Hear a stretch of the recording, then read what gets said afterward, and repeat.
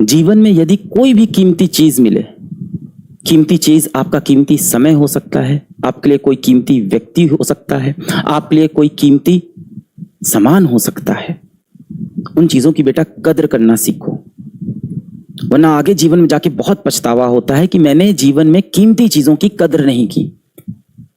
अक्सर आप देखो हमारे माता पिता क्या होते हैं, हमें लेके ओवर सेंसिटिव होते हैं, हमें लेके इनसिक्योर होते हैं कि ये जीवन में कुछ कर पाएगा कि नहीं कर पाएगा, और इसी चक्कर में कहीं ना कहीं आपको बार बार घर में परेशान भी करते हैं, डांटते भी हैं।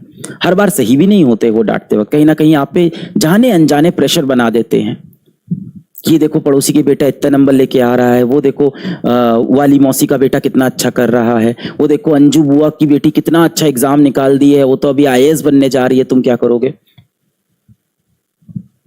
गलत है, सही बिल्कुल नहीं, बहुत गलत काम करते हैं ये, वो नहीं करना चाहिए।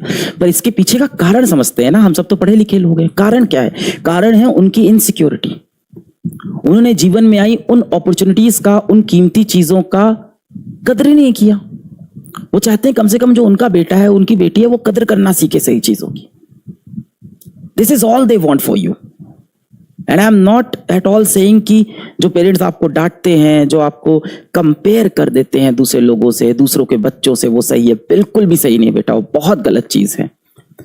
पर उसके पीछे कारण देखो ना, शायद उनकी परवरिश ही ऐसी हुई है। उनके जमाने में हो सकता हो लोग इतने अवेयर ही नहीं थे, उनको किसी ने इस चीज की शिक्षा ही नहीं दी कि बच्चों को कंपेयर नहीं करना चाहिए, उनको नहीं पता ये सारी बातें। आपको पता है ना। अब देखो आप जिस दिन माता पिता बनोगे, आप तो अपने बच्चों को नहीं कंपेयर करोगे ना लोगों से। आई होप इतना तो आपने अपने जीवन से सीख लिया होगा ना, कहीं गलत चीज तो नहीं सीख ली है।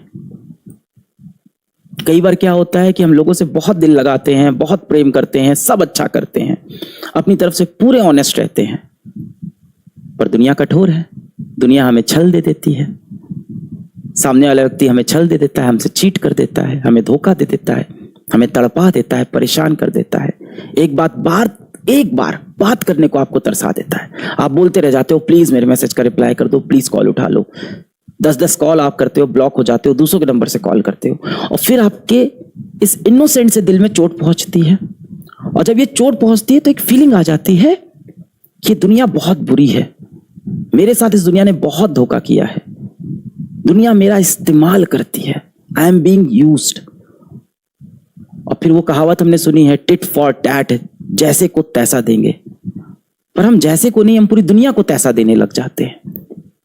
कहीं आपके अंदर ये भावना तो नहीं बन रही कि जिस दिन मेरे बच्चे होंगे उनको भी मैं ऐसे ही तड़पाऊंगा। बिल्कुल नहीं बेटा, आपको सही शिक्षा मिल रही है। हो सकता हो किसी कारण से आपके माता पिता को शिक्षा मिल ही नहीं पाई हो, अंत में वो यही चाहते हैं आप भला करो, पर उन्हें तरीका ही नहीं पता। उन्हें पता ही नहीं कि आपसे आराम से बैठ के बात करने से भी चीजें सही हो सकती है।